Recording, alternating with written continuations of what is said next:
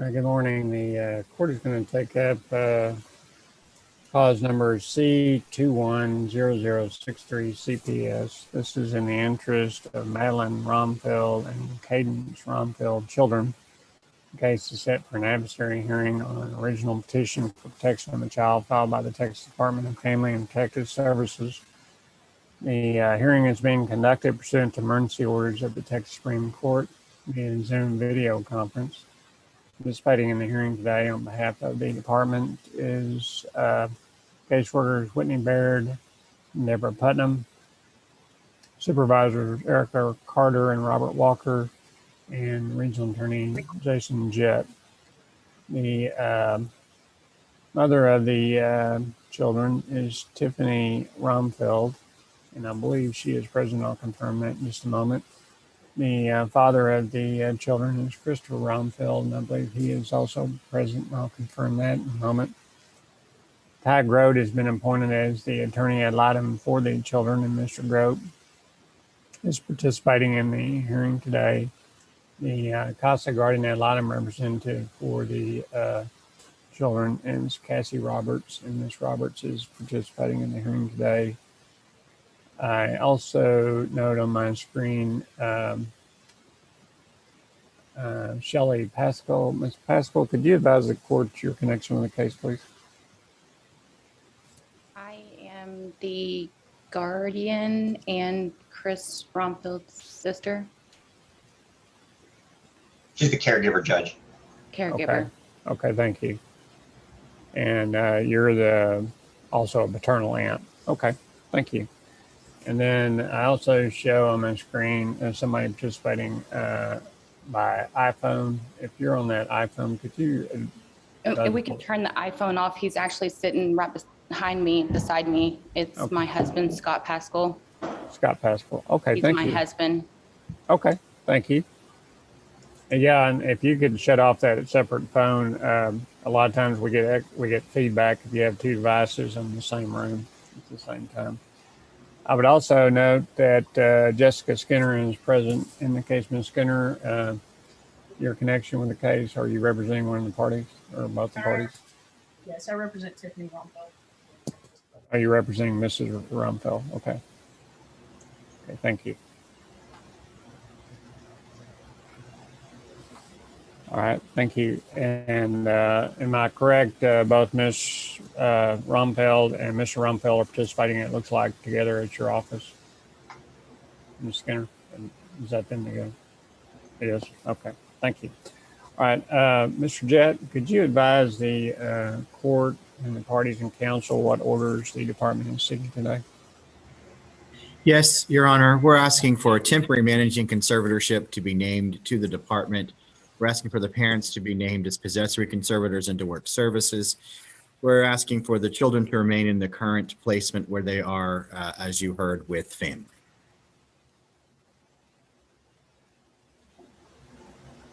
All right, thank you. And Ms. Skinner, regarding Ms. Rohmfeld's position on those orders? We're not in agreement. Okay, thank you. And just so I'm clear on the record, you're only representing Mrs. Rohmfeld at this point, correct? That's correct. Okay. All right. Mr. Rohmfeld, the purpose of today's hearing is to determine whether or not the court should grant the orders being requested by the department.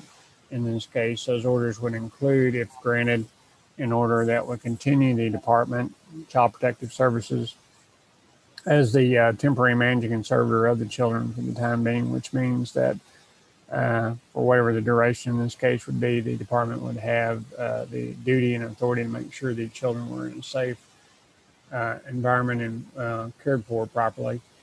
My understanding is if the orders were granted, they proposed for the children to remain for the time being with, I believe, your sister, Shelley Pascal, and her husband.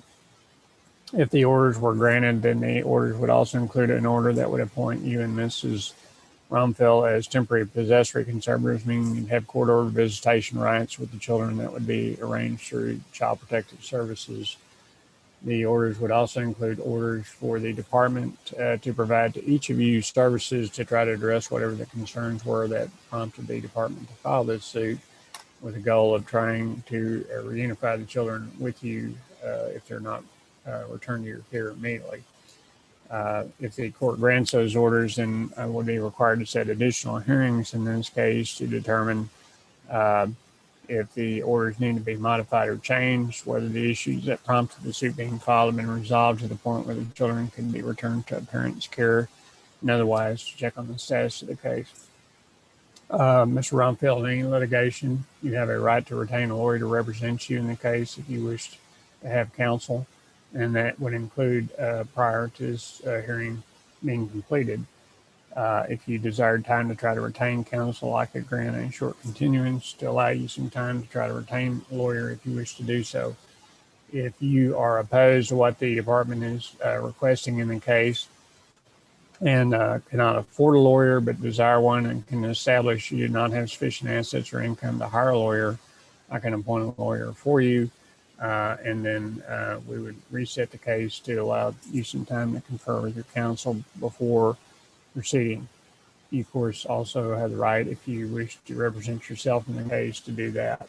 But in order to determine how to proceed with the hearing today, I need to determine how you, one, what your position is on the orders requested, and second, to determine whether you want time to try to retain counsel, whether you're wanting to request court-appointed counsel, or whether you intend to represent yourself in this case. Since Mrs.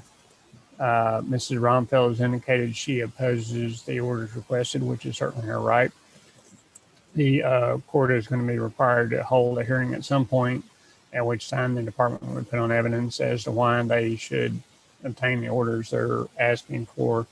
And you and Mrs. Rohmfeld, should you wish to do so, would have the opportunity to put on evidence as to why the court shouldn't grant those orders.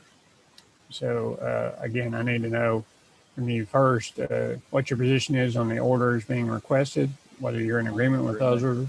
Huh? Not in agreement. Sorry, I didn't mean to interrupt you. No, that's okay. All right. Do you want some time to try to retain a lawyer to represent you, or are you going to request a court-appointed lawyer, or do you intend to represent yourself? I'm going to represent myself.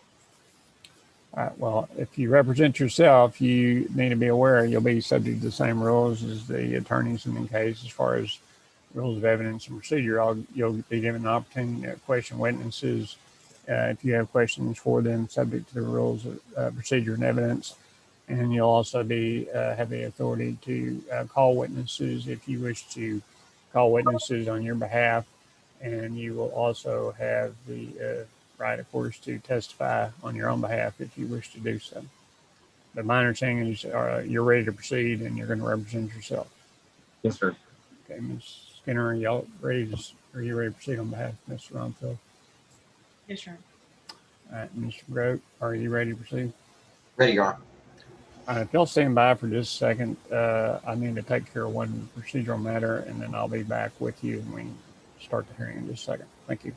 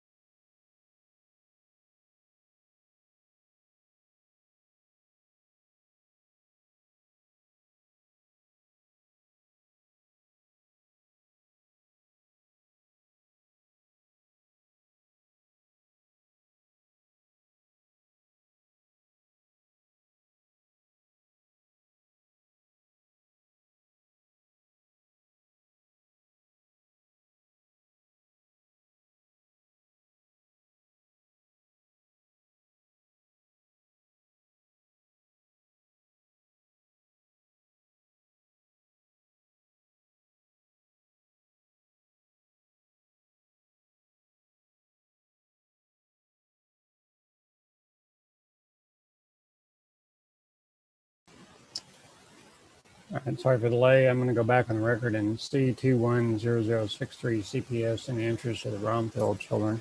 All parties in council previously present remain present. All right, is anybody invoking the rule? No, Your Honor. I am, Your Honor. Okay, the rule is invoked.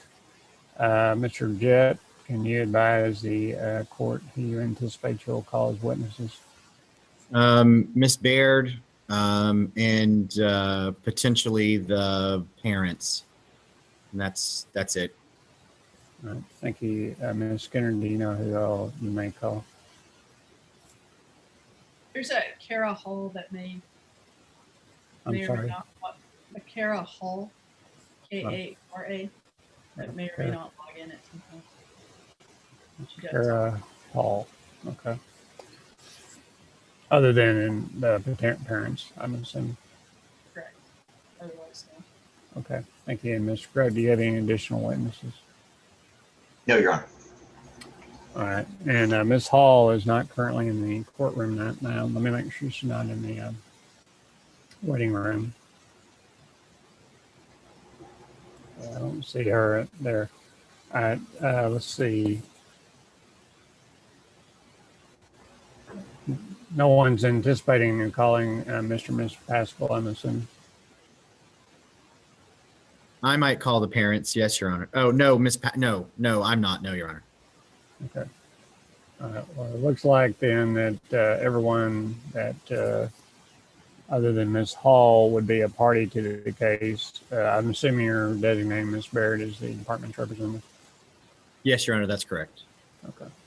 All right. So I don't believe there's anybody I need to exclude from the courtroom at this point. If Ms. Hall appears in the waiting room, I'll let her know. But otherwise, Ms. Skinner, I'll trust y'all to make sure she knows the rule's been invoked. All right. I'm going to ask Mr. and Mrs. Rohmfeld and Mrs. Baird. If each of you could raise your right hands, please. Each of you solemnly swear or affirm any testimony you give today before the court will be the truth, the whole truth, and nothing but the truth, so help you God. Sir. All right. Thank you. All right. Mr. Jett.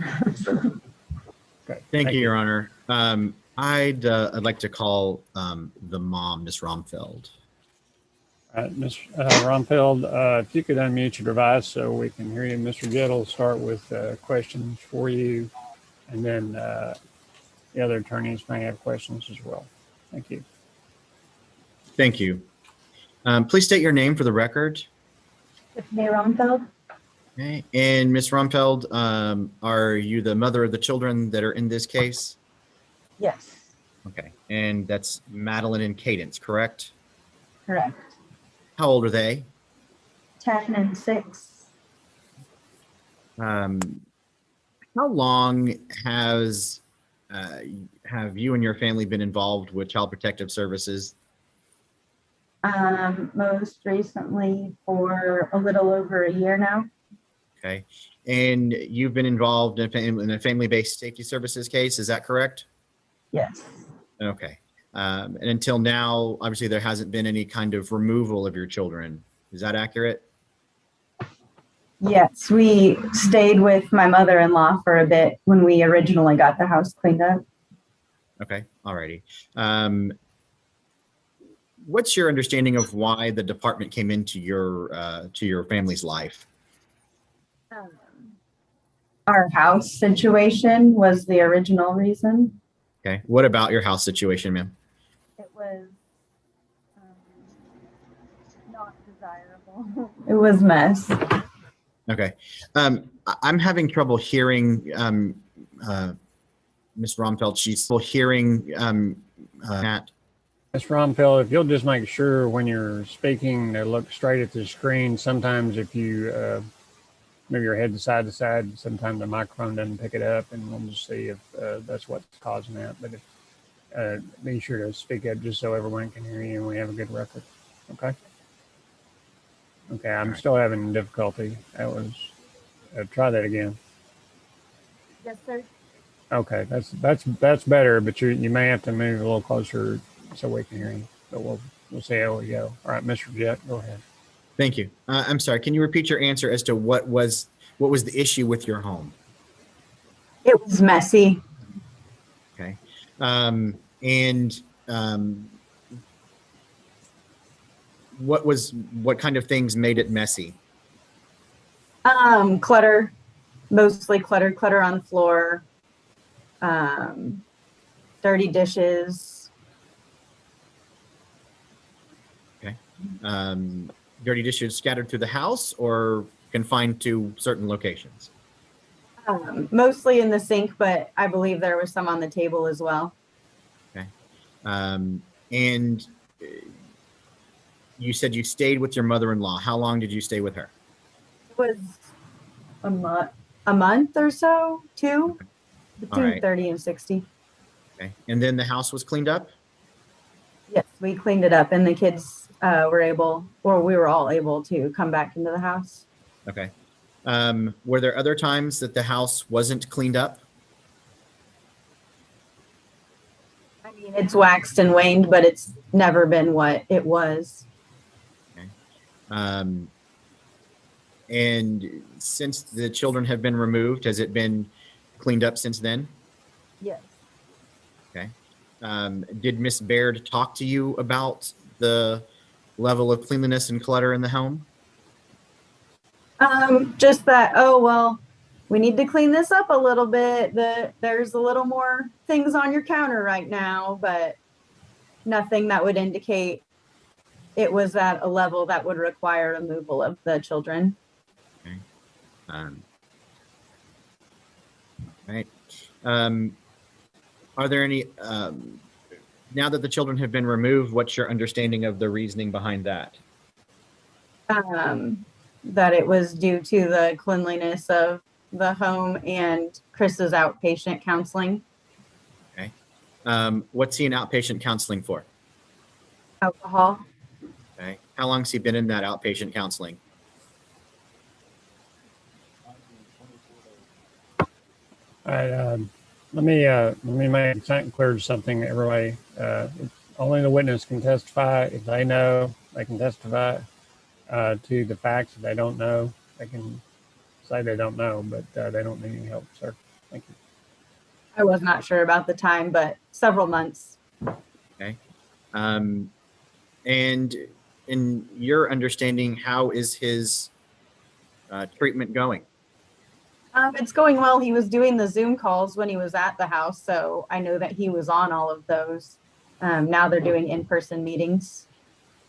Has he relapsed during his treatment? Yes, How many times? I believe once. And does he have any currently pending criminal charges? Yes. Okay. And what's that for? DWI, which is when he decided to fully get into his outpatient. Okay. And when was he arrested for that? February. Okay. February of 2021? Yeah. And that was during the time that the family was engaged in family-based safety services?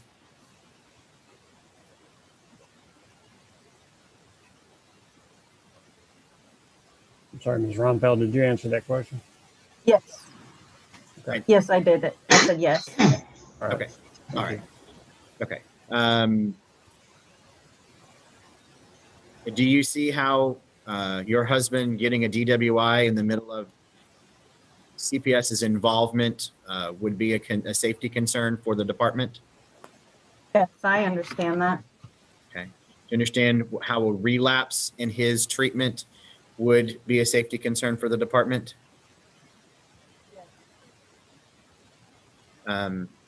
Was anyone with Mr. Rohmfeld when he got his DWI? Objection to personal knowledge. Well,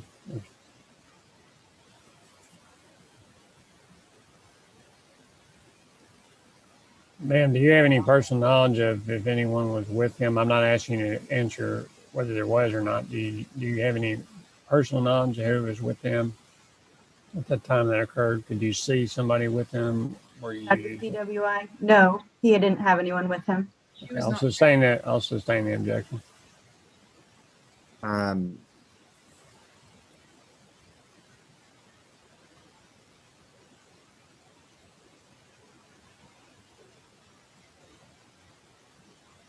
Did you ever tell Miss Baird, Miss Baird is your caseworker, correct? Correct. Okay. And how long has she been your caseworker the entire time? Since we changed over to the family-based service in August or September last year. Okay, after the investigator, then Miss Baird. Is that accurate? Okay. Did you ever tell her you were going to hire somebody to help clean your home? Yes. Did you ever do that? No. How many times did you tell her you were going to do that? It was one of our it was one of our goals. I don't know. Okay. Have you done that at this time? Yes, I've reached out to a firm in town. Okay. Have you employed them or just talked to them? I've just spoken with them. They have to come out for an estimate. Do you work, ma'am? Yes. What do you do? Dietitian. I'm sorry, I did not hear you. I'm a dietitian. Okay. Alrighty. And for whom do you work? Shannon. How long have you been doing that? At Shannon for almost 7 years. Tell me about the home you live in, please. How many bedrooms? How many bathrooms? 3 bedroom, 2 bathroom. And prior to the removal, who all lived in that home? Christopher, myself, and Madeline and Cadence. All right.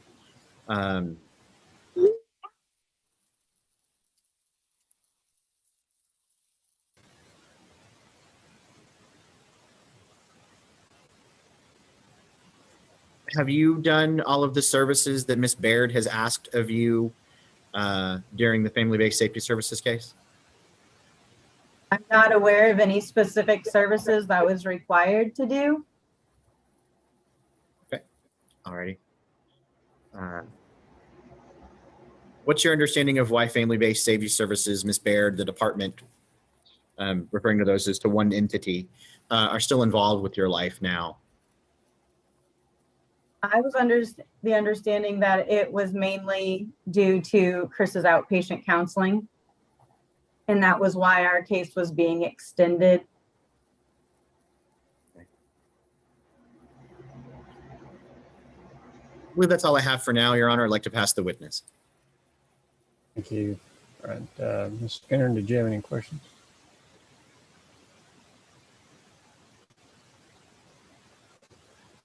Ms. Rohmfeld, the department changed or put in place a safety plan on June 25th. They told you about it, and I think officially put it in place on June 28th. Do you recall that? Yes. What was the modification that CPS made at that time? Chris had to be supervised with any visits, or not any visits. He just couldn't be unsupervised with the children. Okay. Prior to that, there was not a requirement that he be unsupervised with the children. Is that correct? Correct. There was a previous safety plan that was then changed. Okay. When that modification was made, where were the children? They were at, I don't remember if they were at gymnastics or if they were with my mother-in-law. They go to Concho Valley Gymnastics frequently. But we were getting ready. Where do they live? Oh, in our home. Okay. And who all lives in your home? Chris, myself, Madeline, and Cadence. So the safety plan was put in place saying he couldn't be unsupervised with the children back at the end of June. Is that correct? Correct. And there haven't been any violations of that safety plan. Is that right?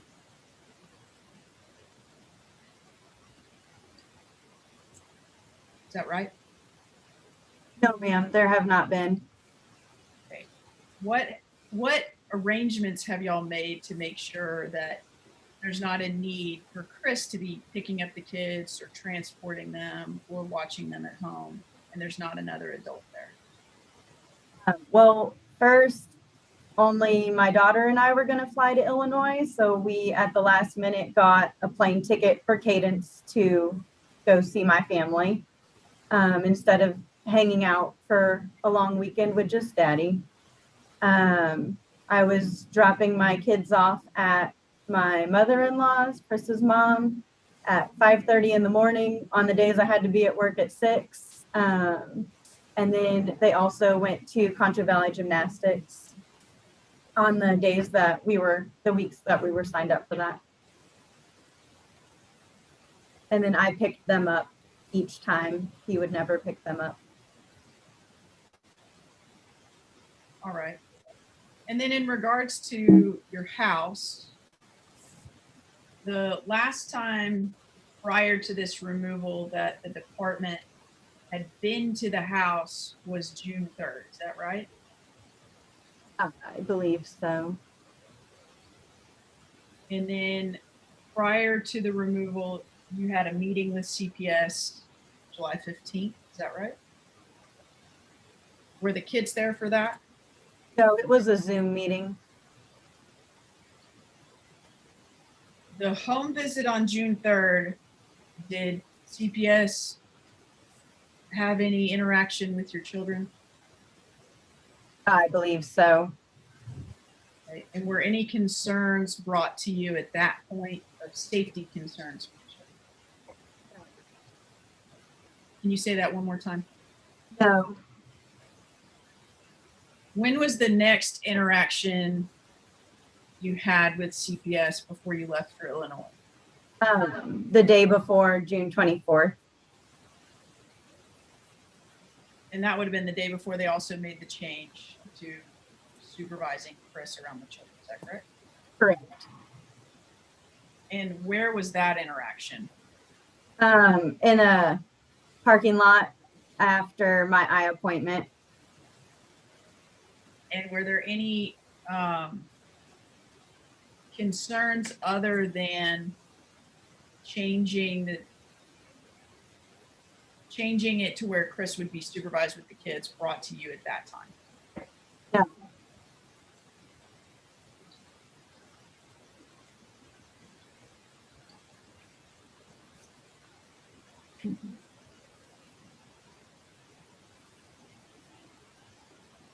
I'll pass. Thank you. Mr. Grote, any questions? Thank you, Judge. Ms. Rohmfeld, when you are working during the days in the summer when the kids are not in school, who is caring for the kids during the day? Either Concho Valley Gymnastics or my mother-in-law, Deanne Rohmfeld. Okay. And how long has Ms. Rohmfeld, your mother-in-law, been caring for the children during the day? It just depends. We didn't have them signed up for CVG every day.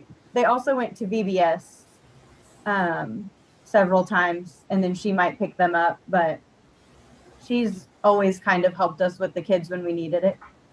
Okay. Do you know your husband's work schedule? The basics of it, yeah.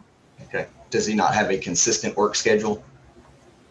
Works for himself, so it just depends on the day. Okay. And what would you say is the gist of his schedule? I mean, he tries to work normal business hours, so I would say between probably 8:30 and 9 to 5 or so. Okay.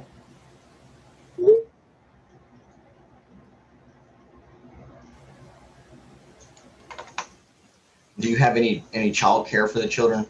Are there any babysitters? Do they attend Head Start or anything like that in the summer times? Concho Valley Gymnastics. Just the gymnastics? So it's a summer, they do the summer camp there. Oh, it's a summer camp. Yes, it's How- from 7:30 to 5:15, if that's how late we pick them up. And how often is that? I think they've gone for maybe like 3 or 4 weeks through the summer, this summer. And was that 3 or 4 weeks in a row straight, or was it kind of a week here, a week there? Kind of a week here and a week there. Okay. Now your trip to Illinois, can you tell me what day you left from that trip and what day you returned? I left with the kids on 6/25. I returned on 6/28, and then we drove halfway and met them with my parents on July 10th. And where did you drive to? Newton, Norman, something, Oklahoma. Okay. And what were you meeting your parents for? They were the ones. The kids stayed with them. They go up there each summer. Oh, okay. So you went on the trip and took them there, and then you I took returned? them there. Okay. Yes, and then I came back and they stayed there for a little bit longer. Okay.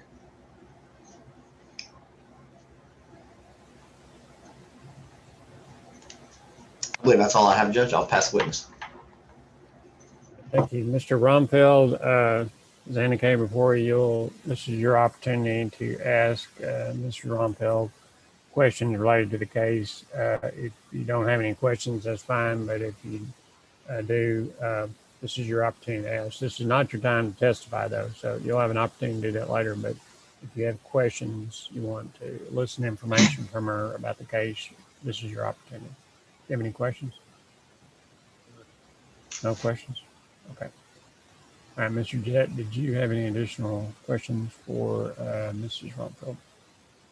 No, Your Honor. Thank you. All right.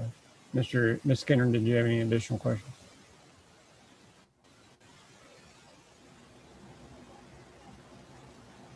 Not at this time. Okay, thank you. All right, Mr. Jett, your next witness. I'd like to call Mr. Rohmfeld, please. All right, Mr. Rohmfeld, you were previously sworn in and you remained under oath. Since you're representing yourself, my understanding from the testimony that I've heard so far is you may have a pending criminal charge relating to a driving while intoxicated charge. I'll advise you that under the Fifth Amendment of the U.S. Constitution and under the Texas Constitution, you have a right to refuse to answer any question that may incriminate yourself. So, for example, if you're asked questions about the incident that led to your arrest, you have the right to refuse to answer if the answer might cause you to admit to committing some type of criminal offense. While you have that right in a suit to refuse to answer, in a civil suit such as this one, if you refuse to answer based on your Fifth Amendment privilege, your failure to answer can potentially be inferred against you as negative evidence in the case. So just want you to be aware of that. I don't know if you'll be asking any questions about that incident or not, but if you are, I need to advise you of those rights. Okay. And thank you, Mr. Jett, if you're ready to proceed. Thank you, Your Honor. Mr. Rohmfeld, please state your name for the record, please. Christopher Rohmfeld. And can you spell that, please? The last name specifically. Rohmfeld. Okay. Are there times, sir, when you are known as Rohmfeld? Not intentionally. Okay. All right. It's not a name you use, but sometimes it gets imparted to you that way. Is that accurate? Clerical error. Your Honor, I'm having trouble hearing Mr. Rohmfeld like I was with Mr. Sir, I'm sorry. I think you're going to have to scoot up a little bit and speak up just so we can hear you. Thank you. Yeah, just with clerical errors. Okay. All right. Thank you. I appreciate that. I get that. Sometimes people attach an E to my name, an S to my name. So I understand. So thank you for that. I appreciate it. What is your understanding of why Ms. Baird, the department, FBSS, I'm referring to those as all one entity, are involved in your family's life?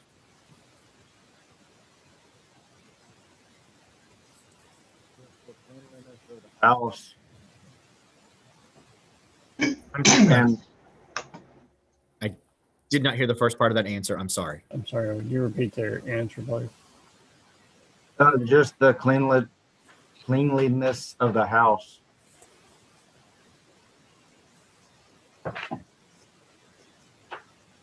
And no other reasons, sir? And my pending legal investigation.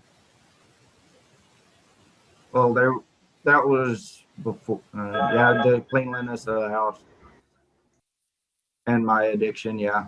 Do you have a drinking problem, sir? I did, yes. You said did is in the past tense. You no longer have a drinking problem? No, sir. I've been clean. I've been sober over 30 days and with the one relapse. When was the relapse? June 28th.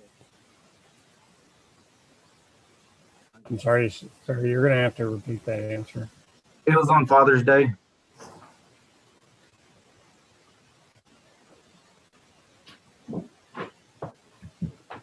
Of 2021? Yes, sir. Had you been in treatment prior to the past 30 days? Yes. When did you begin that treatment? May.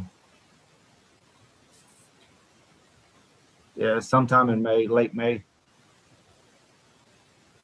And prior to the relapse that you're talking about, around the Father's Day time frame, how many days had you been sober? Over 30. So you had, did I hear that correctly? You had 30 plus days sober when you relapsed in June?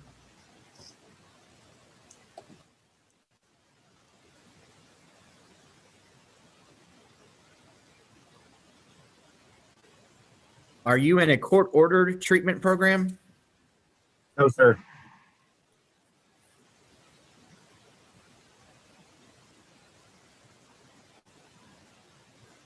Have you ever been convicted of DWI prior to today?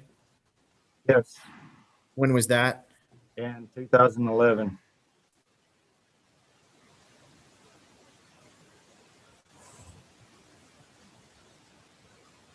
When you were arrested on this offense that you referenced earlier, were you alone? Yes, I was alone.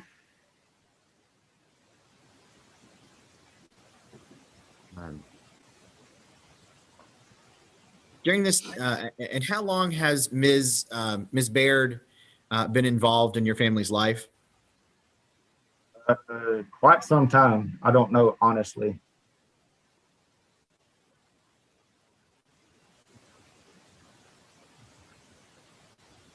And do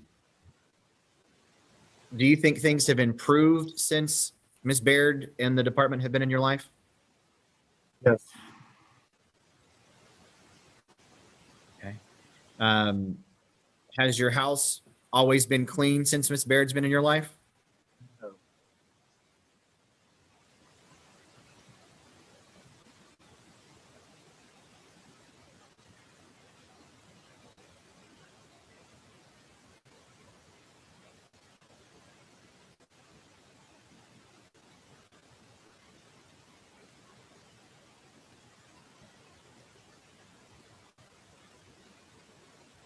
Do please tell the court about what kind of rehab that you're involved with. I'm in an outpatient group with ADAC. Okay. How often do you meet? I go to AA meeting every Monday. I go every Friday. I meet with them. I meet with my counselor from 4 to 8 on Monday, Tuesday, 5 to 8, Wednesday, 5 to 7. Okay. And does that include group sessions, individual Yes, sir. sessions? That's individual and group. How long is the program? Supposed to be 90 days, 13 weeks. How long have you been in the program? 124 days. Do you have a release date or graduation date in the future? Yes, sir. It's getting close. I don't know exactly when.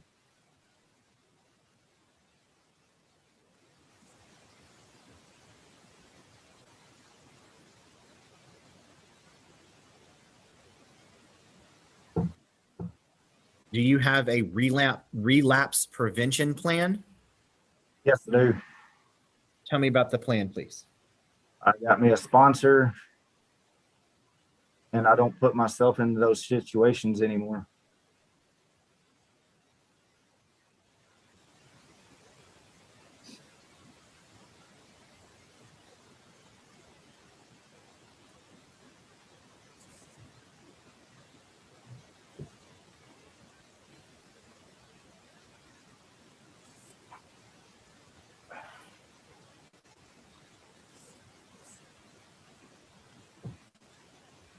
What's your understanding of why the safety plan was changed in June of this year? I have no, it was because of my relapse.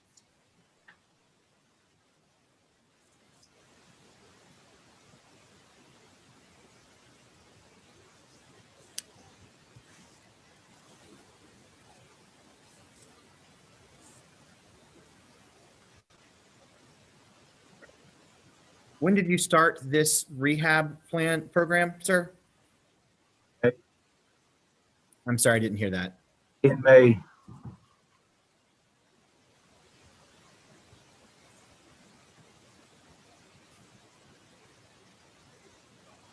And your program's gone longer than what the typical program lasts. Is that correct? Correct.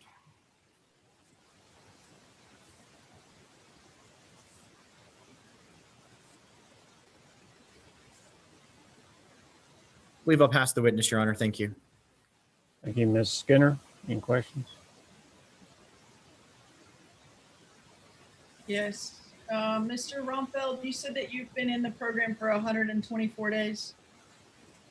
Yes, ma'am. So 124 days ago would have been March, not May. Does that sound more accurate? Yes, ma'am. And who's your counselor? Chuck McKnight. And you meet with him regularly. Is that correct? Correct. Yes, ma'am. And you don't see him here today, do you? No, ma'am. CPS has not brought him to testify that you're not doing a good job. Is that right? Objection, Correct. Your Honor. Counsel's testifying. I'll sustain that. Have you met with Chuck McKnight even when you're struggling at the moment and you feel like you need to go talk to him? Yes, I have. When was the most recent time you did that? Actually yesterday. And does Chuck McKnight regularly check in with Whitney Baird? Yes, as far as I know. And sometimes he checks in with her when you're there in his office. Is that right? That is correct. Yes, ma'am. And gives her updates. Yes, ma'am. And you've been cooperative with the department. Ma'am. And you have not violated the safety plan saying that you can't be unsupervised around your children. Is that correct? That is correct.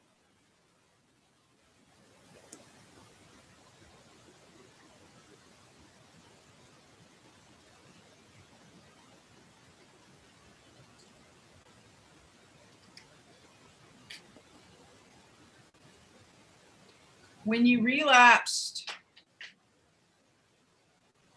back in June, you weren't alone with the children. Is that correct? That's correct.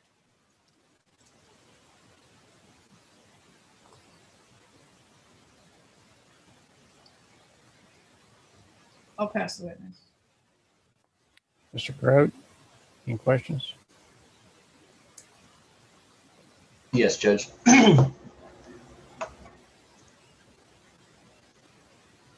In March of this year, I believe, very end of March, you ended up in the emergency room. Can you tell us what you were in the emergency room for? Oh, I broke my ankle. Okay. Can you tell us how that happened? I rolled a four-wheeler out of the house. Okay.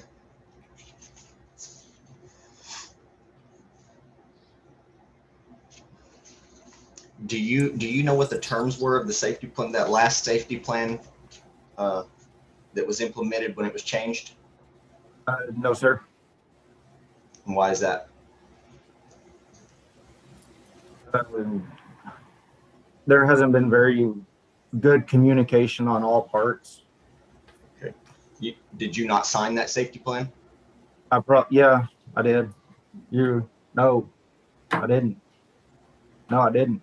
You did not sign a safety plan? Okay. Was it ever presented to you? Probably over email. I don't check my email every day. Okay. The caseworker never brought it to you and discussed it with you, though. Okay. So we're after that service plan was implemented, were you never aware that you weren't allowed to be around your kids? I couldn't understand you. What'd you say? After that safety plan was implemented, were you not aware that one of the terms of that safety plan was that you were supposed to be around your kids supervised? Yes, I was aware of that. Yes. How did you become aware of that? My wife, and I was told verbally. You were told by who? Verbally. Okay.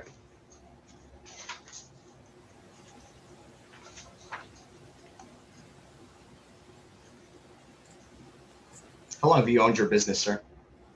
A little over a year. Okay.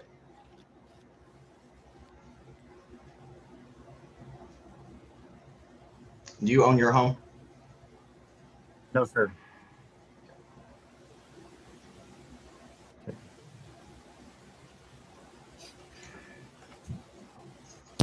Is the home under your name?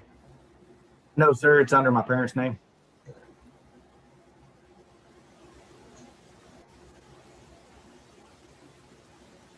Since the children were removed from y'all's care, have you had an opportunity to meet with them?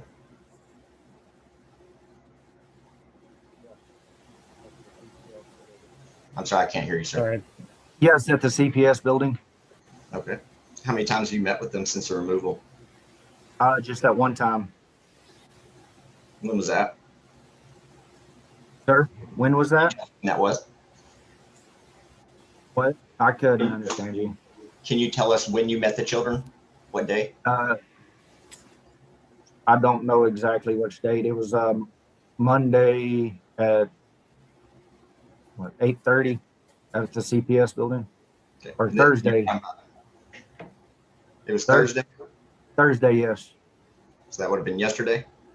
No, last week. Oh, Thursday of last week. Okay. Yes, sir.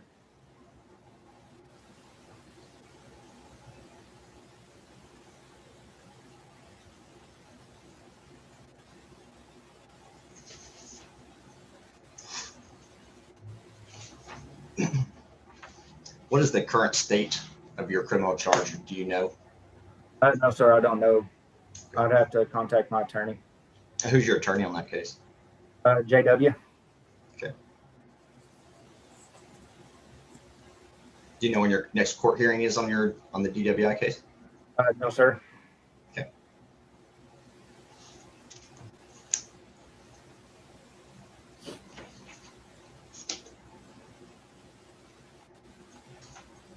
Have you been told your children need counseling? Yes. Has counseling ever been set up for them? We tried to set it up, but the counselor never called back or touched base with us. And was this counseling that you and your wife were setting up separate from the department, or was this something an apartment asked It y'all was to through do? the department. Okay. And who were y'all referred to see? Honestly, I couldn't tell you. You'd have to ask my wife. Okay. Did the counselor ever reach out and contact you or your wife, to your knowledge? No, sir. Okay.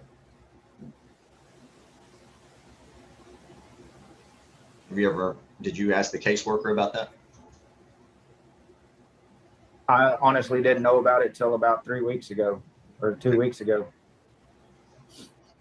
After finding out, did you ask the caseworker why it was never set up? My wife told me that the counselor never reached out. And then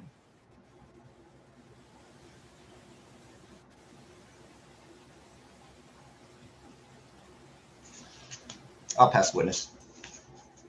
And Mr. Rohmfeld, if you have any additional testimony that you want to offer at this time relating to the case, this would be your opportunity. Any testimony you want to offer? Sure. All right, thank you. Mr. Jett, let's see. Do you have any additional questions? Yes, Your Honor. In the time that you relapsed in June, were the children around? yes, they were.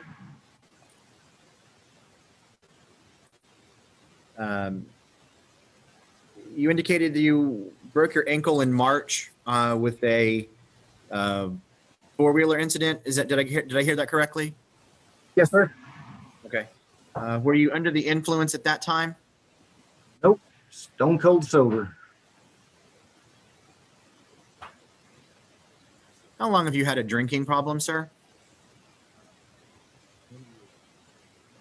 I did not hear that. I'm sorry. Many years. Prior to this 30-day stint of sobriety, what's the longest you were sober? 7 years.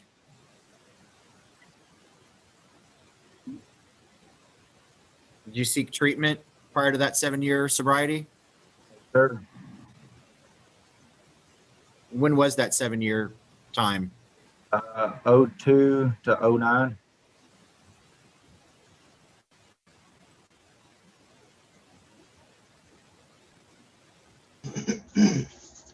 How often do you attend AA meetings? Twice a week.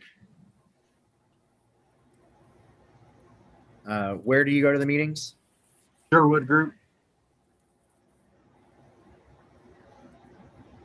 And that's what's considered a 12-step program, correct? Correct. Yes, sir. Okay. And what step are you on? I'm actually still working on step 1. What is step 1, sir?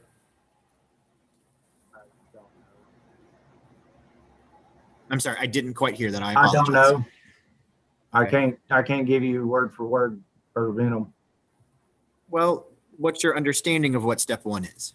Realizing you have a problem. Okay. All right. Thank you for that, sir. I appreciate it. You said you have a sponsor now? Yes, sir. How long have you had that sponsor? About 3 days.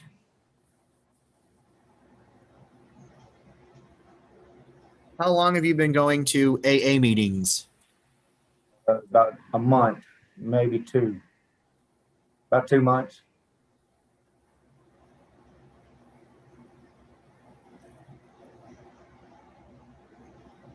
That's all I have, Your Honor. Pass the witness.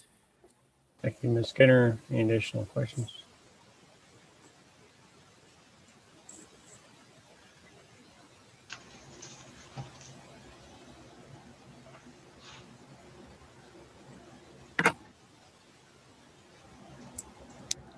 I'm sorry, Ms. Skinner, did you have any additional questions? No, you're right. Okay. All right, thank you. Mr. Grove, any other questions? Very quickly, Judge. Sir, can you tell us when you started working this 12-step program? I actually started working in it about 2 weeks ago. Okay. But before then, I was just attending meetings because I had to. I wasn't involved like I should have been. Okay. That's all I have, Judge. Thank you. All right, Mr. Rohmfeld, one more time, did you have any additional testimony you wanted to offer? No, sir. Thank you. All right, Mr. Jett, do you have other witnesses? Yes, Your Honor. I'd like to call Miss Baird. Okay. All right, thank you. Ms. Berry, if you can unmute your device, thank you. All right. Please state your Go ahead. Please state your name for the record. Whitney Baird. And Miss Baird, how are you employed? I'm an FBSS caseworker with the Department of Family and Protective Services. And are you assigned to the Rohmfeld family? Yes, sir. How long have you been assigned to that family? Since August of 2020. And how long have you been working in family-based safety services with the department? Since April of 2020. When you work with the family, is there a target for how long you work with the family? FBSS cases, there's, general time frame, 3 to 6 months, depending on family's progress. Of course, they can stay open longer if they need to. Okay. And this particular case has been open for going on a year now. Is that correct? Yes, sir. Yes, sir. Where were you with this family at the 3-month mark? At the 3-month mark, I would say Chris was still pretty resistant to services. I had a positive alcohol test for extremely high levels. He did not want to do outpatient. He was just ready to be done with the department at that time. Okay. Had things improved in the home? It was inconsistent. There were times where it would be pretty clean, just a clutter on the counters. The floor was for the most part clean. But again, that inconsistency, there would be other times where there was clutter on the floor and things of that nature. When you say clutter, was it just stuff on the floor, or did it somehow present a danger? And at first, are we still in the 3-month mark time frame? Or Yeah. throughout the case? Well, throughout the case. No, one home visit I made there, it was probably the worst I had seen it. And it was, I want to say it was either beginning of June or late May. There were clothes piled up under the dining room table. There were baskets lining the back of the couch, overfilled with stuff. The kids underneath the bed had been spilling out with stuff that had been shoved underneath it. Did this create a danger for the children?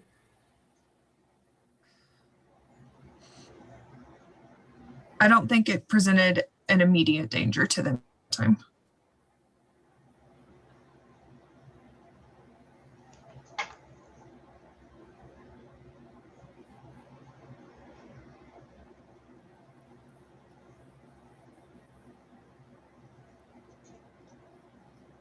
What was the reason for the department coming into this case to begin with? I believe the original intake was related to an assault that occurred back in 2019, I believe. Upon investigation, it was found that the home was messy and there were possible alcohol concerns for the family when the investigation started. Okay. Are there concerns with any substance abuse with Ms. Rohmfeld? No. Has she taken tests for you for drugs and/or alcohol? No, she was not required to.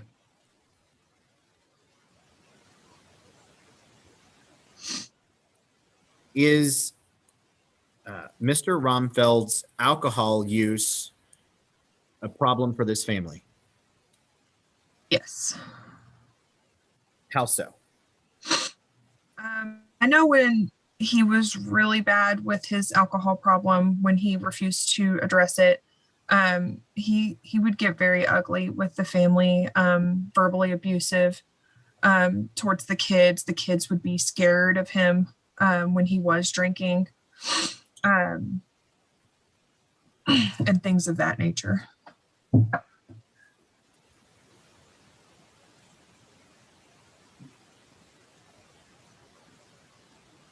There's been discussion of a changed safety plan in June.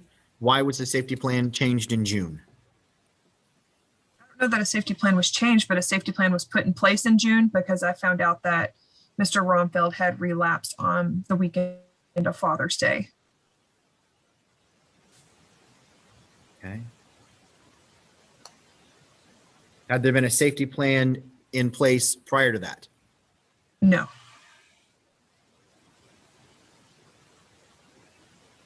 Had there ever been a safety plan in place for this family? I know at the very beginning of the case, there was a safety plan with the investigator. that they needed to get the home. It was like 30 days to get the home cleaned up, and they had to stay out of the home until the investigator approved them to return to the home. But since you've been involved in the case, there was not a safety plan until June of this year. Correct. What is it that's kept this case open for twice as long as the initial goal? So one thing that prevented us from closing the case, Chris was attending ADAC's outpatient program on the department's contract. So if we closed the case, he would have lost those outpatient services. And in end of April, early May, he had a relapse. And then beginning of June, his counselor and I spoke, and Chris was involved in this as well. And it was agreed to extend his services for another 60 days. And so the contract, or the 2054, the service authorization, was extended through the end of August. Okay. Now, did you describe, Ms. Baird, did you just describe 2 relapses for Mr. Rohmfeld? Yes, sir. Okay. In his prior testimony, he only relayed 1 relapse. Are you familiar? Did you hear that testimony? Yes, sir. Would you disagree then and say that there were 2 relapses? Yes, sir. Okay. Was one of them more significant than the other? Yes. Okay. What do you know about the more significant relapse? So the more significant one was the one that happened at the end of April, early May. To my understanding, Chris had found out that his brother-in-law had reported him for drinking and driving, which resulted in his arrest and his current criminal charges. And he was very upset, and he turned to alcohol at that point.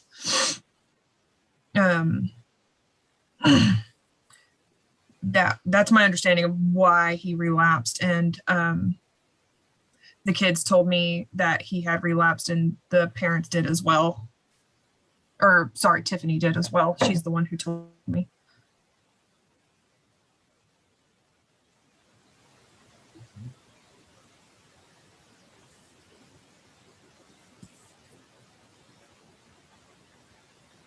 At that point, how long had Mr. Rohmfeld been in ADAC's outpatient program? It was maybe a month and a half at that point.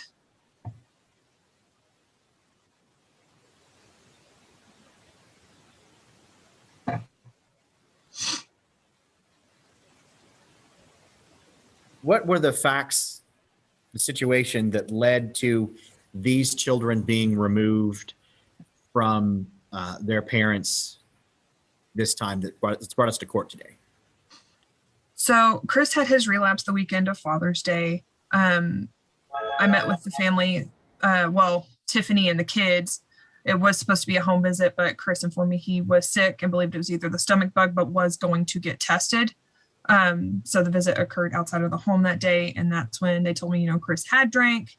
And then they were planning, Tiffany and Madeline were planning to go to Illinois the next day.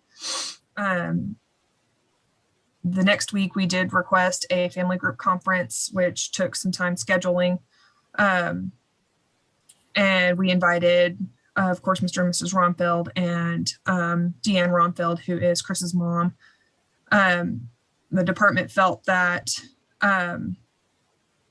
there was more enabling going on, that grandma also didn't seem to be very protective and wasn't really engaged with the department. And at that point, we were advised to see what our options were. Okay.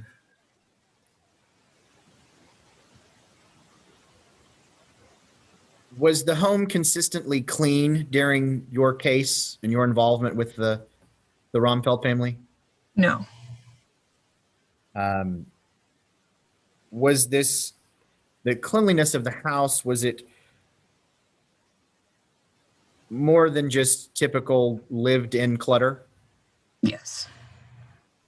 You mentioned that Ms. Rohmfeld was talking about going to Illinois. Did she go? Yes, she only went for the weekend, but the kids stayed for a couple weeks. Okay, all right. Did she ever discuss with you that she might be leaving Mr. Rohmfeld? Yes. Okay, when was that? All right, wait a minute. I'm sorry, was there objection? No, I'm gonna object to relevance. I'm gonna rule that. Go ahead and answer. Could you repeat it? I'm sorry. Yeah, when did she tell you about that she was thinking about leaving Mr. Rohmfeld? I know back after his DWI, she, we had discussed it because it was something that she had kind of toed with before, and she's done it before. And so she was, working on a plan. This was around the time of his DWI, so end of February. She had started looking into apartments, sent out emails, and ultimately they ended up deciding, Mr. Rohmfeld would stay out of the home while he was getting into outpatient services. And then again, before she left to Illinois, she mentioned to me that, she had thought about it, had thought about leaving Chris, and, she knew it had to be her decision or it was something she wasn't going to stick to. But those are the two occasions that I recall. Okay. How long was Mr. Rohmfeld out of the home?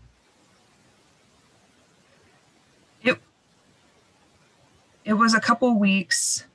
Then Tiffany ended up sustaining an injury to her arm and was not able to, because they have livestock, like horses and stuff that she couldn't care for.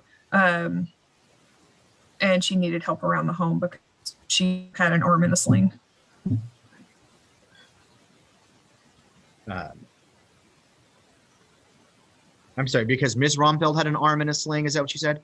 Yes, sir.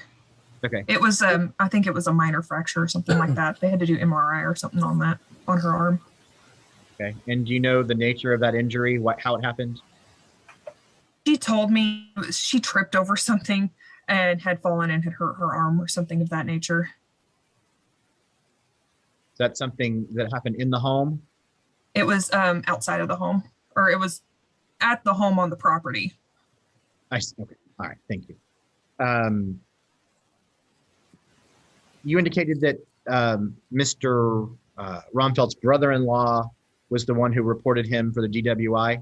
Is that Mr. Pascal that's on this hearing today? Yes, sir.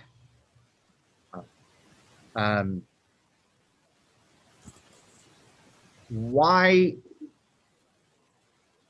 is it the department's position today that these children should not go back to the home with the Rohmfelds today?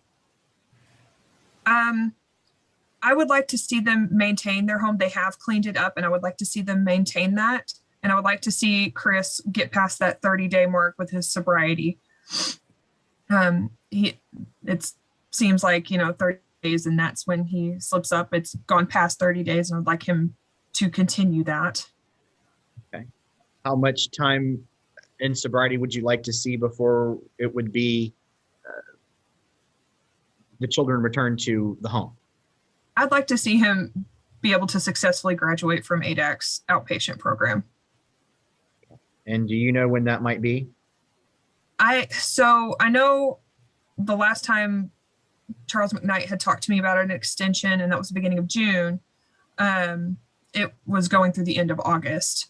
I don't know. I don't think they've talked about extending services. Chris wasn't sure either about extending after Father's Day, after the Father's Day relapse. And at this point, he's actually doing very well in his program. Is that correct? Yes, that is correct.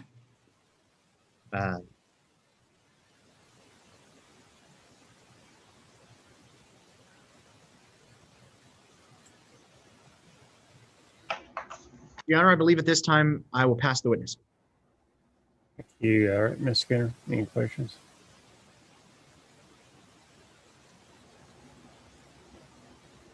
Ms. Baird, the new safety plan was put in place on June 25th. Is that right?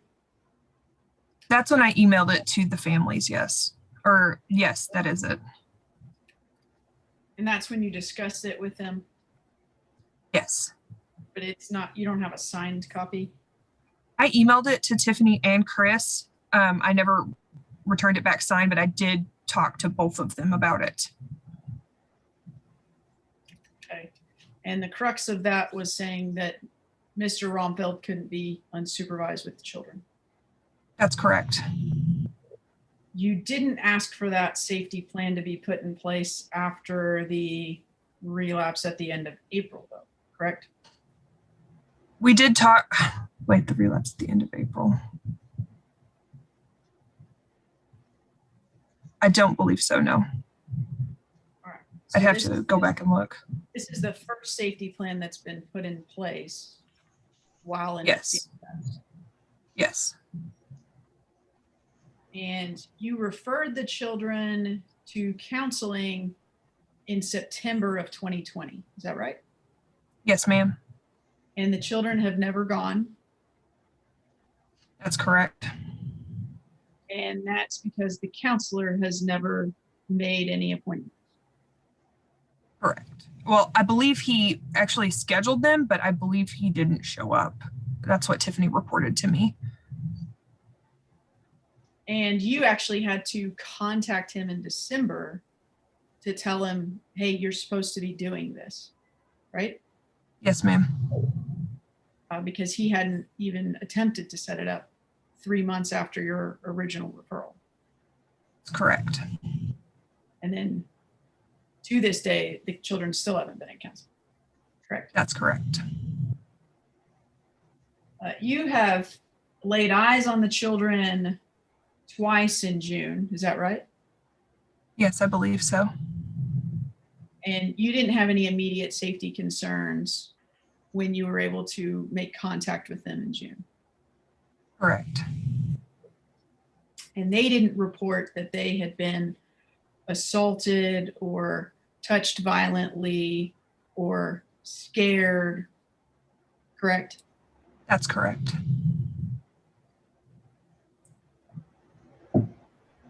And you're aware that the statute for removal says that there is an urgent need for protection, correct? Yes. And that you have made reasonable efforts to eliminate or prevent the need for removal. Is that right? Yes. Wouldn't the reasonable effort to prevent removal be the safety plan that you put in place at the end of June? What's that? I'm sorry. It could be.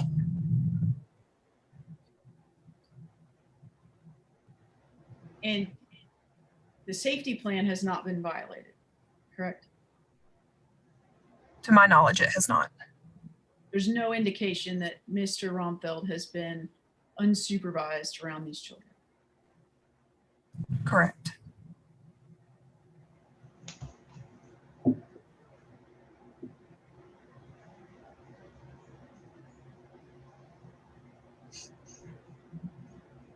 And you have periodically asked for alcohol tests from Mr. Rohmfeld. Is that right? Yes, ma'am. And he has not tested positive since his DWI back in February. That's correct. And when he took that test, he was in the realm of still having alcohol in his system from his DWI arrest. Is that right? Yes, ma'am. And in your affidavit, you stated that you also did a home visit on May 5th, right? Yes. And there was no overall physical safety concerns regarding the house and the children. Is that right? I believe so.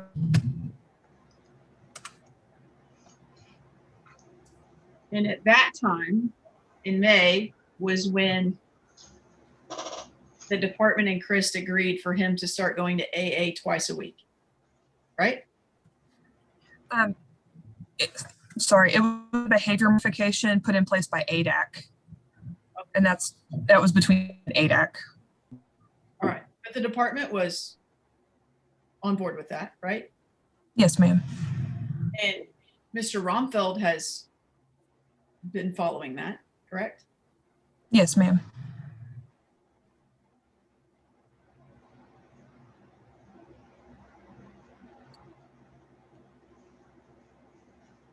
And you were able to go visit the home 2 days ago, is that right? Yes, ma'am, on Wednesday. And that was the first time you visited the home since June 3rd, is that right?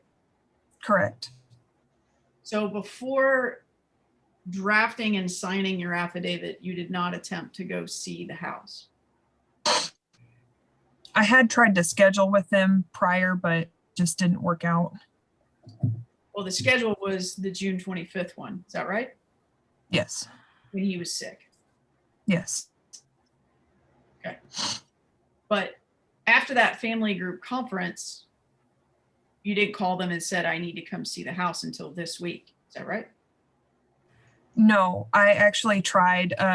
Tiffany said she had like a big caring thing going on and the kids were in vacation Bible school until I think 8 p.m. So when did you go see the house this week?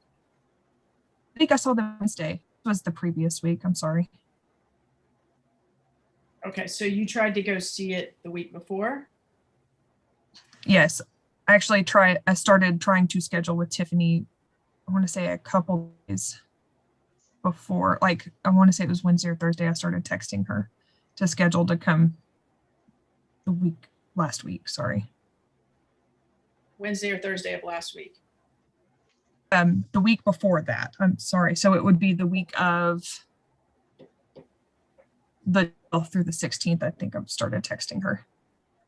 But you guys met together on July 15th.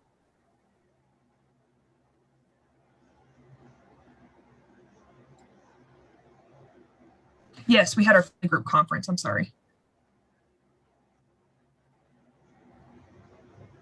Right? On the 15th, yes, that was our family group conference over, it was a virtual meeting. Okay, you didn't put anything in your affidavit that you couldn't come see the house prior to signing that, did you? No, ma'am.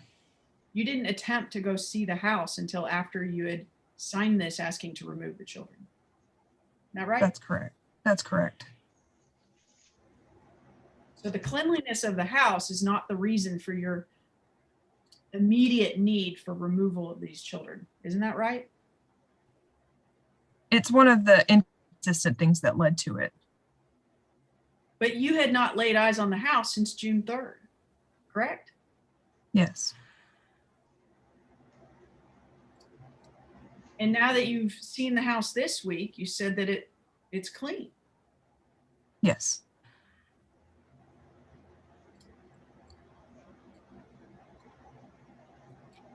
So isn't it true that the department decided to remove after the family group conference, Yes. despite knowing that the family had not violated the safety plan that you put in place June 25th? Yes. I'll pass the witness. Thank you, Mr. Grote.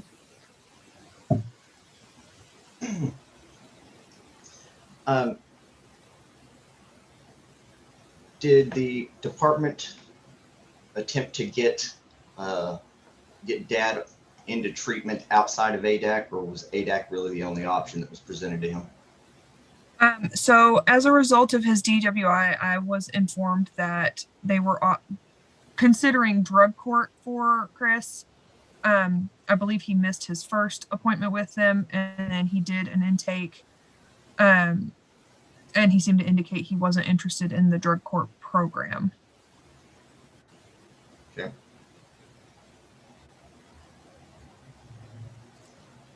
Do you know where drug court program does their counseling or their treatment?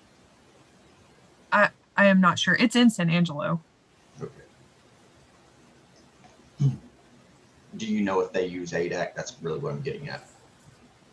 Oh, no, it's separate from ADAC. Okay.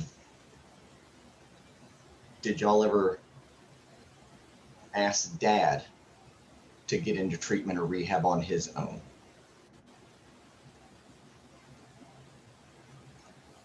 I'm sorry.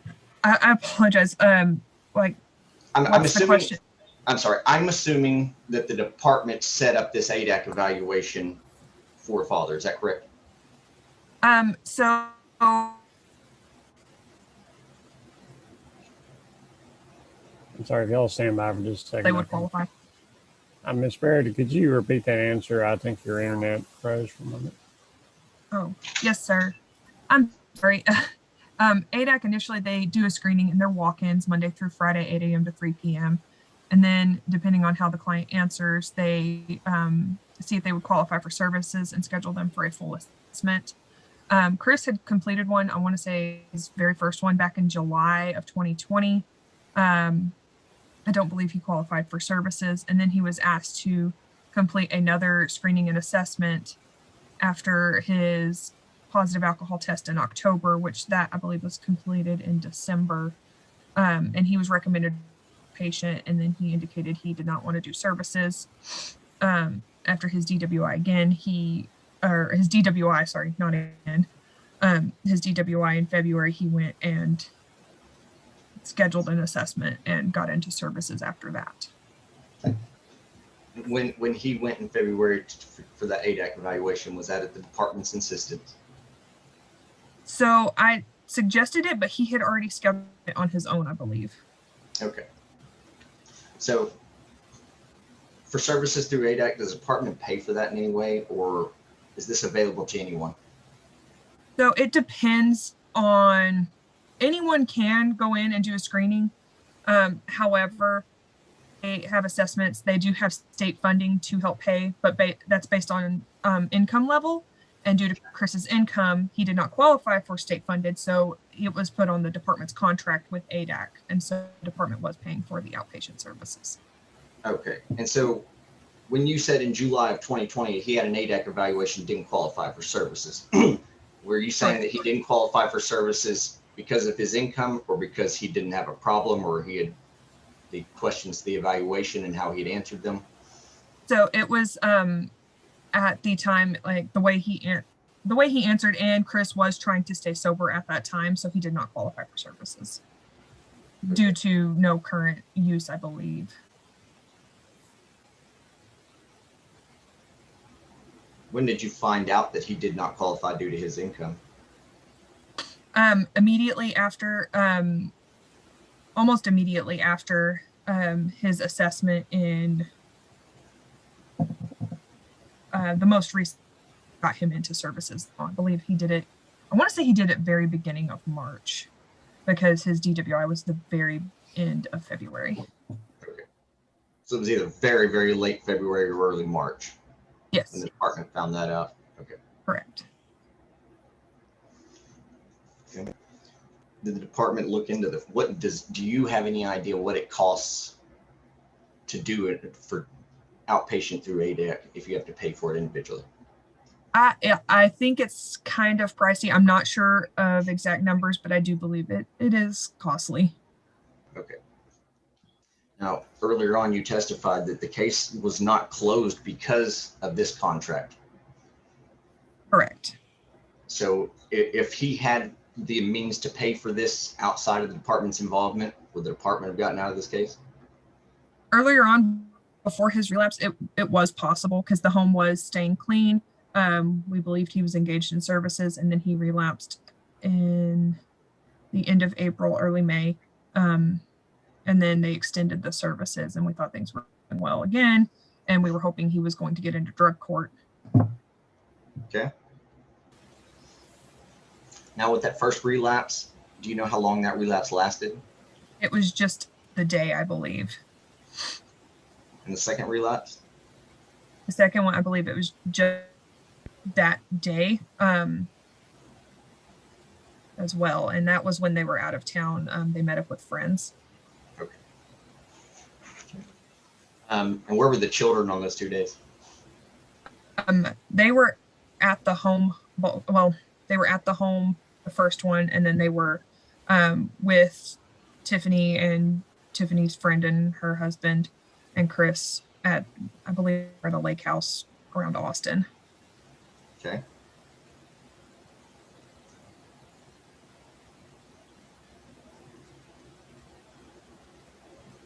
The mom was present both times? Yes. Do you know if he was drinking in front of the children? I do not. I'm sorry, I do not know. Actually, the second time, yes, the kids reported that there was drinking. And the first one, I'm not sure. And that's the one that happened at the lake house, correct? Yes. Okay.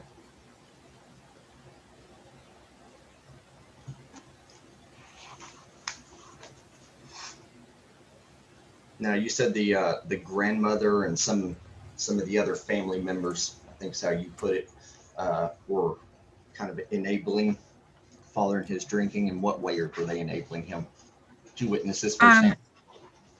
Oh, could you read the last part? Did you witness this firsthand? I'm sorry. So I know during our family group conference, it was asked of Deanne, like if there were safety concerns or if she felt that Chris was drinking again, would she intervene? She commented that she just likes to stay out of everybody's business. Honor. Objection. Same.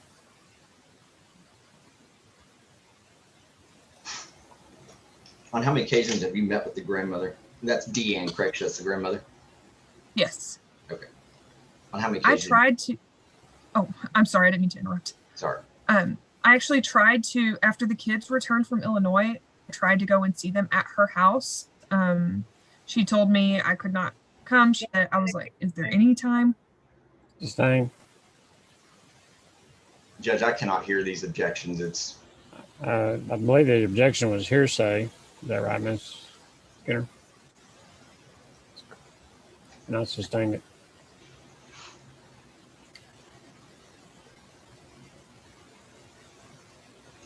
And did you say that for the current outpatient that dad is working, you are not aware of whether or not it's been extended? Jack has not indicated to me if it has been extended or not, and Chris wasn't sure either. Okay. And assuming that it has not been extended, when is it supposed to end, or do you know? I believe it's the end of August.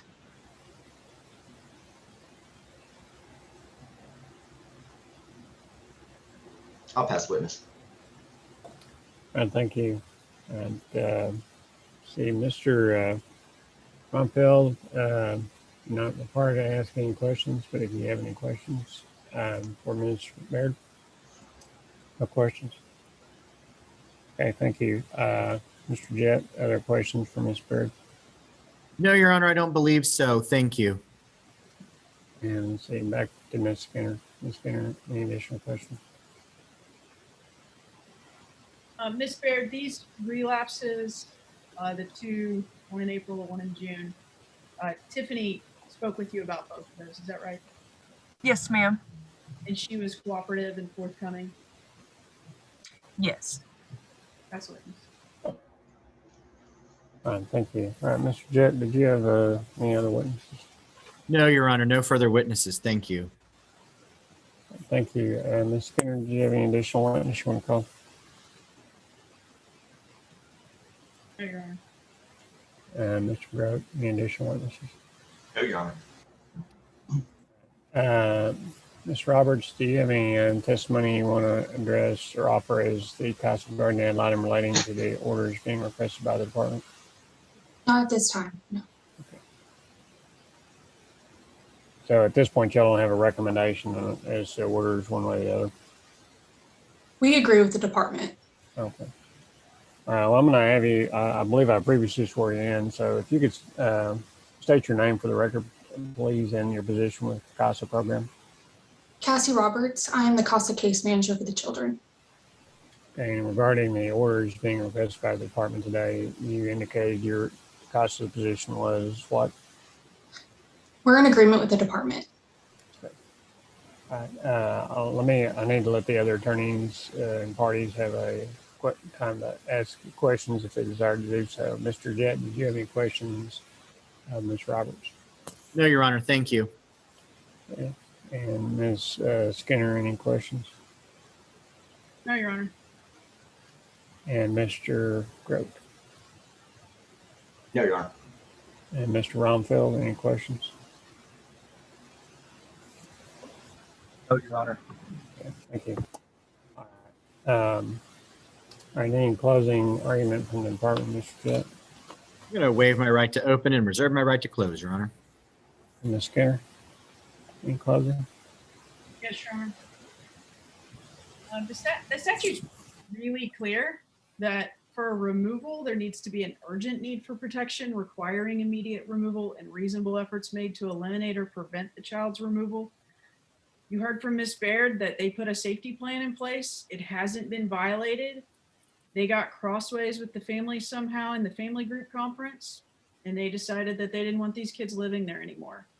There is nothing in their affidavit or in her testimony that says that there's a substantial risk of continuing danger if the children are returned home, or that there was any danger to their physical health or safety of the children that disallowed them from continuing to have them in the home.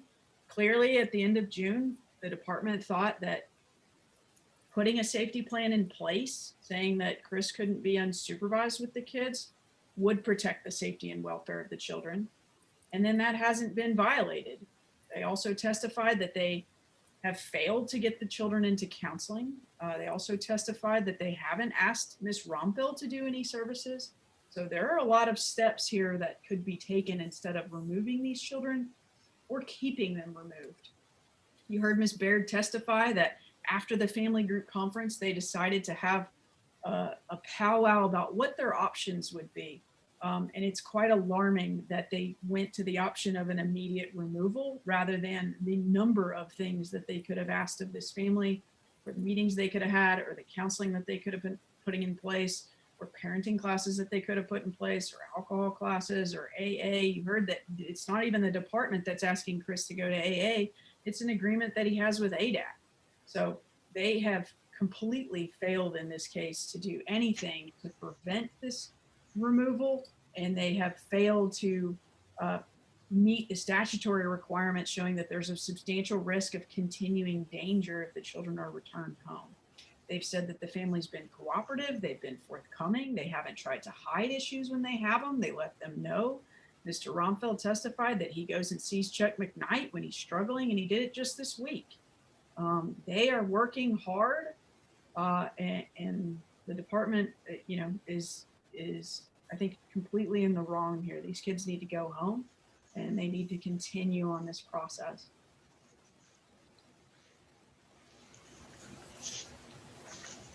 Thank you. And Mr. Graydon, in closing? Yes, Judge. I do agree with the department. There is a problem here.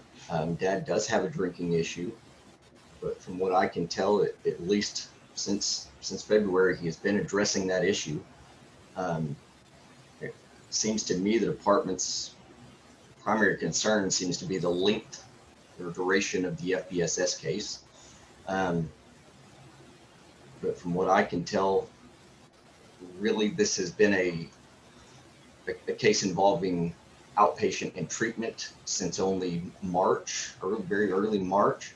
And from what I can tell, Dad's been doing what he's needed to do since early March. The caseworker testified herself that she had been in the home 2 times in June and saw no immediate concern for these children, no real danger or immediate danger.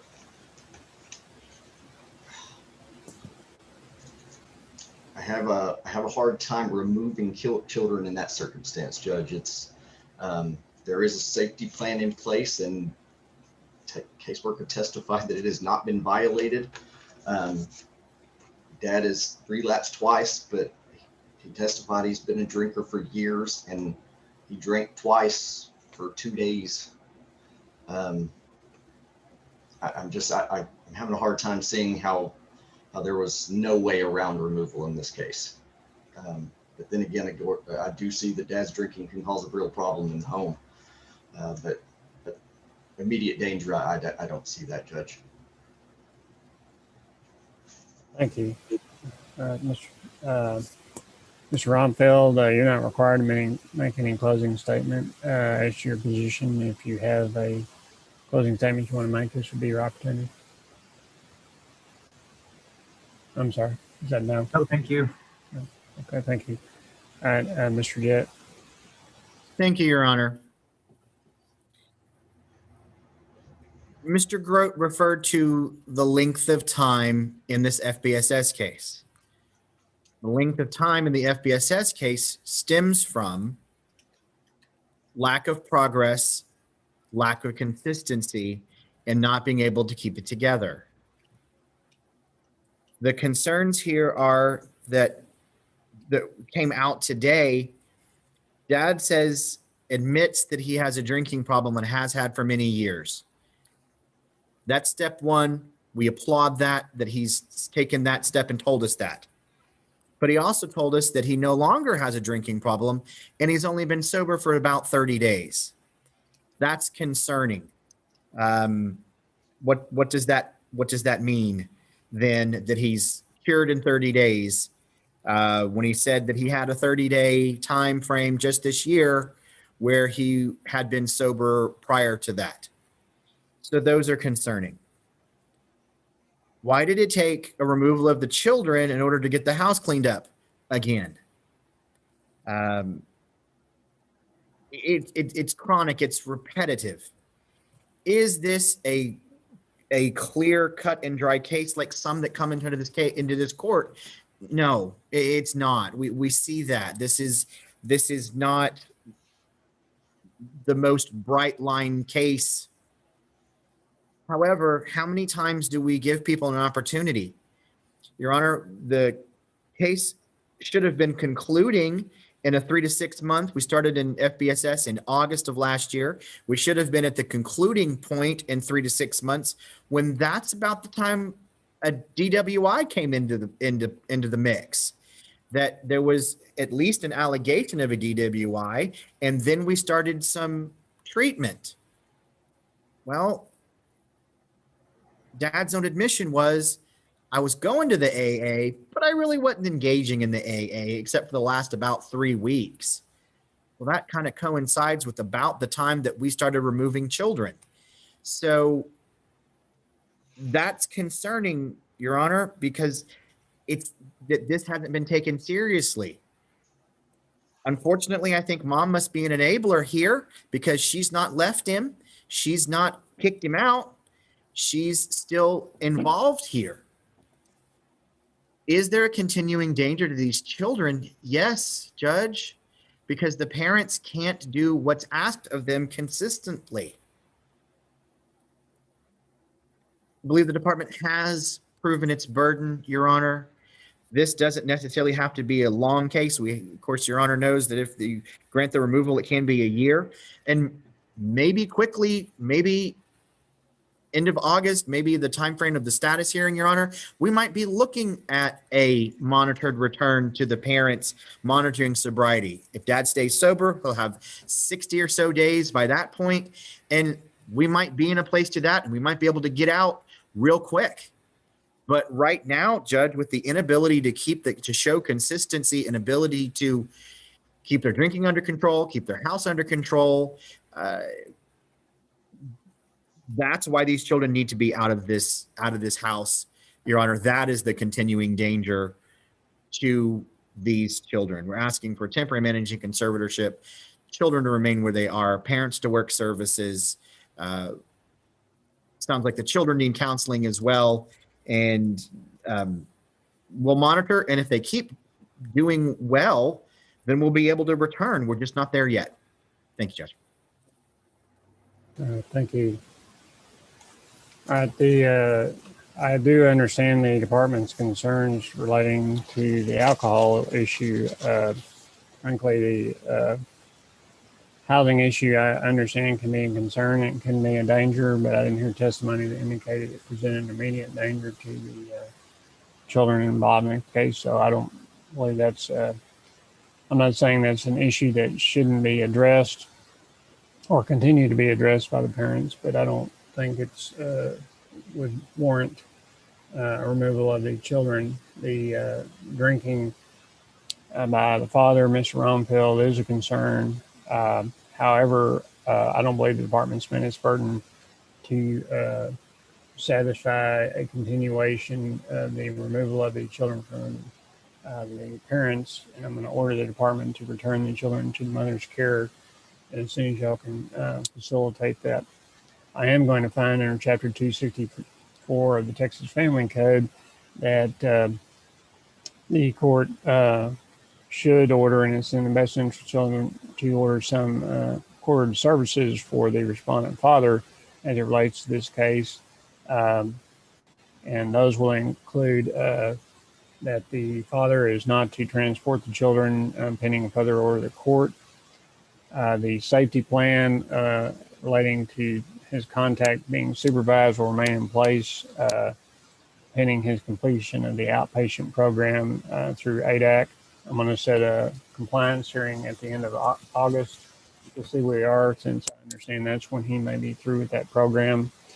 I'm ordering those in part so that the department will continue funding that program so he can complete that outpatient program through ADAC. I'm also ordering him to continue the AA as he's been going to in the past, and to submit to substance abuse tests when requested by the department during the time period. Mr. Rohmfeld, well, I'm finding the department should not keep the children in care. I hope that, frankly, to both of you, that this is a warning to you. Cases brought by the department are very serious. When they happen and they occur and children get in the department's care, sometimes they don't go back with parents for various reasons. This, I hope, will be a wake-up call to you that this is not, because the children are returned, you shouldn't just say, okay, everything's okay. It's not okay.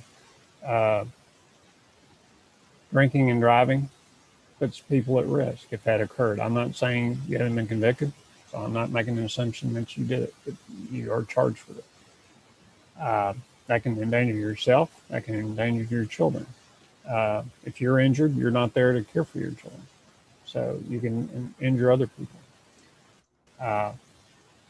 Mrs. Rohmfeld, if you're in a situation where someone is engaging in behavior that could endanger your children and the children remain in that environment, that also exposes them to risk, and you're culpable as well if that occurs.